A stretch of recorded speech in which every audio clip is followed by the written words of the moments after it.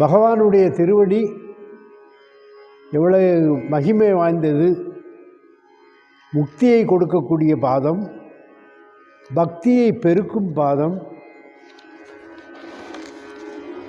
நமக்கு ஏற்படுகின்ற தொல்லைகள் துன்பங்கள் எல்லாம் போக்குகின்றது அவருடைய பாதம். எல்லையில்லா இன்பத்தை கொடுக்கக்கூடிய குருபாதம், ஏகாந்த பெருவழியிலே எளியோரை சேர்க்கும் பாதம். அவருடைய பாதம் திருவடி என்ன? ராமருடைய திருவடி என்று அவர் பெரிய சுவாமி தூரன் தன்னுடைய பாடல் மூலமாக சொல்லியிருக்கிறார்.